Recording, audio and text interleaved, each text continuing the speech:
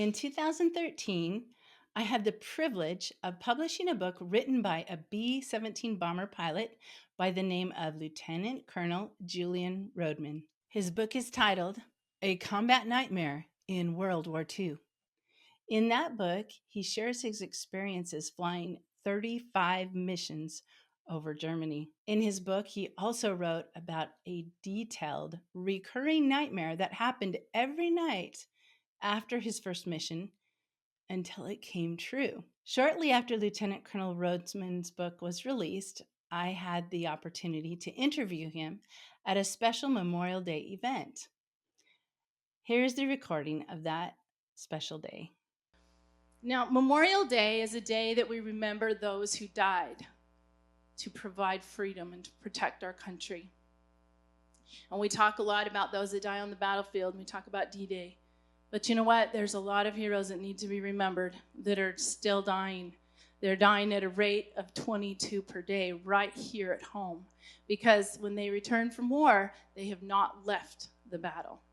And it's a severe one. And I got to tell you, I had no idea that they dealt with this, and I imagine most of us don't. Maybe 22 a day is a new number for you to hear, and that's they're dying of suicide, veteran suicide. And I didn't know about this until I, as a personal historian, one who loves to preserve stories that are inspiring, I began writing the Triumph Book Heroes. It's a collection of stories from veterans from World War II up through our recent conflicts, all different wars, different ranks, first-person accounts, because that's the best way for history to be recorded. I originally started writing this book because I wanted to increase patriotism. Who loves our country more than those who are willing to die for it? And I think our country could use a lot more patriotism. But in the course of interviewing the veterans, I found out that I had not known, that I was ignorant of just how much they suffer. And so in the course of creating this book, that's when I founded the national campaign, Love Your Veterans. And have been able to go on and interview and get to know so many more veterans. I'm working on more books.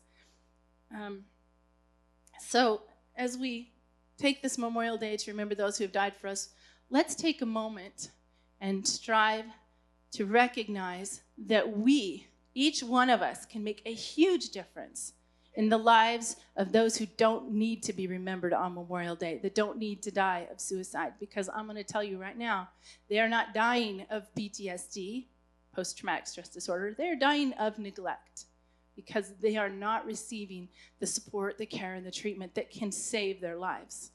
And that's an important message, and I need all of your help to get that message out. Well, sitting here in front of me is a real hero, a true legend, and we are so blessed and fortunate to have him in our presence. This is Lieutenant Colonel Julian A. Roadman, and I had the opportunity to meet him when I was down here in Austin over at Heroes Night Out in Cedar Park. And he came by, he heard that I was going to be in town, and we'll have to figure out how that happened. I'm not sure how you heard about me, but he brought me his manuscript for his book, and today is the first day that it's available. So this is the release of his book.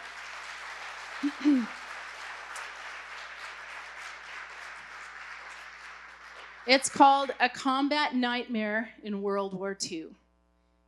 Lieutenant Colonel Roodman is the pilot of a B-17 bomber. And I want us to have a chance to hear a little bit from him. So I have some questions that I'm going to ask that just kind of give him the chance to tell us his story, because it's quite amazing, actually. Lieutenant Colonel Roodman, how many missions did you pilot over Germany? 35, and they were all on the nation of Germany, none of the other countries, just Germany. And you bombed some very high-profile places in Germany too, didn't you? Well, there were 9 men on my crew, and not one man got injured, and not one man got killed, and that was very unusual for my air base. We were the youngest heavy bomber crew flying out of England. Average age was 20 years old, even. I was 21, and They didn't call me lieutenant or sir. I was 21. They called me, hey, old man. And that was the kind of men I had on my crew. And kids make good soldiers, good soldiers. So the title of your book is A Combat Nightmare in World War II. And that's actually very significant. I wonder if you'd share with us that nightmare and how that title came to be. Well, I flew one mission to Cologne, and on the way back, we had to slow up to 110 miles an hour because the airplane had an oil tank that was going empty, and we weren't sure that we could make it back to England, but we did.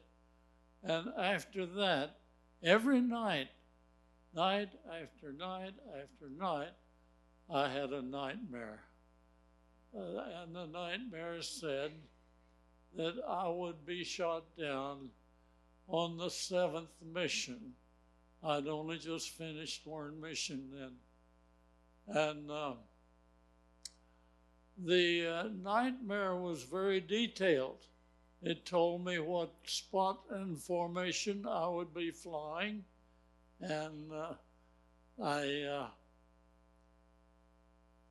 that I would have a backpack parachute on, which I never used usually. We had harnesses, and then we could clip a silk pack right on our chest for bailing out. But after 3 weeks of dreaming this night after night, I got me a backpack parachute. And the dream told me that I would I would be blown from my airplane, and I would be able to get out using the backpack parachute. It also told me that I would be taken prisoner by the German Luftwaffe. And so you'll have to buy my book and read it to hear the rest.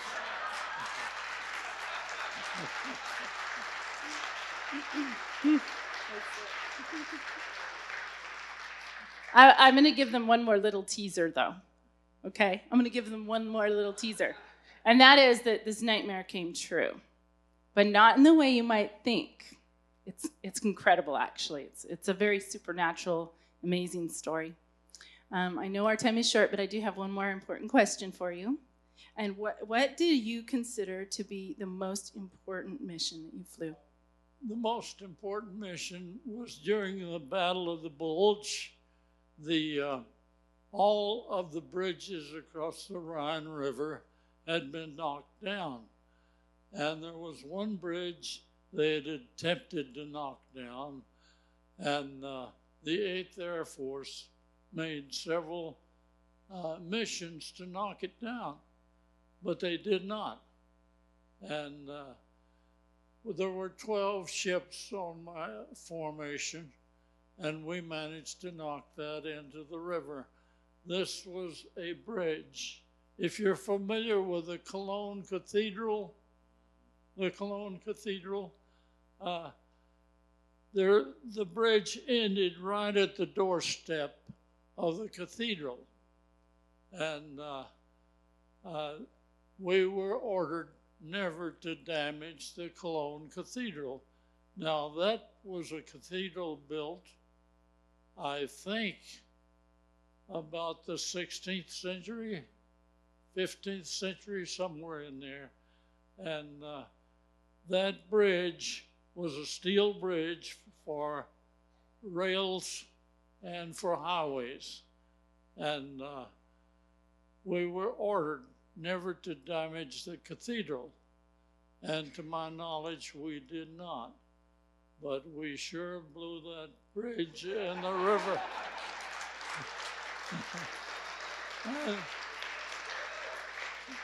Now, the next day was historically considered the end of the Battle of the Bulge. But I have not read anywhere that we were credited with knocking that bridge down. That was the important one. That is important. So you are actually meeting one of the heroes who helped end the war by taking out that bridge. You really did.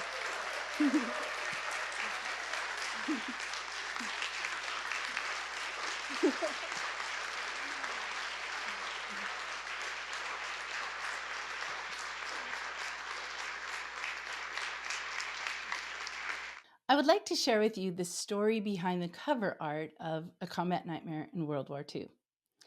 As I was working on Lieutenant Colonel Roadman's manuscript, I was looking around for good pictures of B-17 bombers that might be a candidate for the cover of his book, when I came across an art that was created by Peter Chalelli that featured a number of B-17 bombers flying in formation. I brought it to Lieutenant Colonel Roadman to see if maybe this might be a good option. When he saw the art, he was aghast. He said, "That is exactly what happened. That's where I was in the formation, and that is the engine that was hit."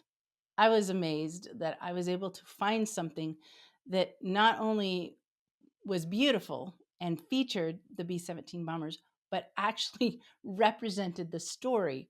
Not just the story, the nightmare that he had night after night, which happened, but not in the way you might think. You have to read his book to find out.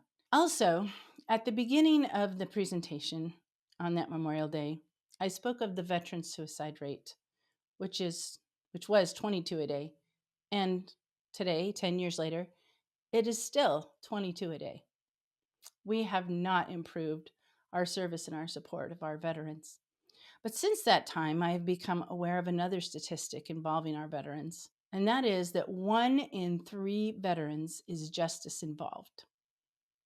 Veterans make up 8% of the state prison population and 5% of the federal prison population. Now, that may not seem like a very high percentage. However, when only 1 to 2% of our civilians serve in the military, that is an extremely high statistic. I often call them the forgotten veterans because we are just not aware.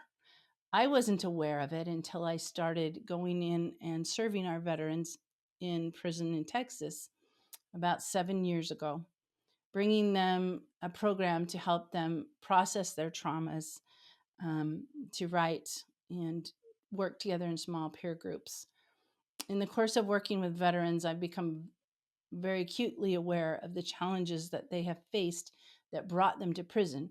In fact, it is statistically accurate to say that most veterans are in prison because of PTSD, traumatic brain injuries, and the wounds that they have suffered from serving all of us.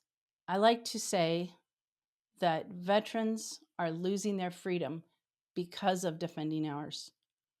I like to say that because it's true.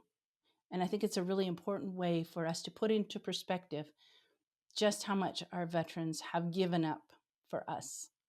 Now, we can't help veterans who have committed suicide. They're not here anymore. But we can still help those who are in prison. It begins by understanding that that is happening to them and taking measures to help them before they become justice involved, or as they are in justice, involved, and helping them when they go to prison. Because the truth is, if someone didn't have PTSD before they went to prison, they will definitely have it once they arrive. And it's the last place that veterans deserve to be sent, which is not to excuse the crimes that they have committed. However, we are still very much at fault for those crimes happening. We've got to do better. Let's see the veteran suicide rate come down, and let's be aware of and address the veteran incarceration rate. This is something I'm very passionate about. And if you would like to learn more, visit loveyourveterans.org and to learn more about our veterans from time to time, please subscribe to this channel. Thank you.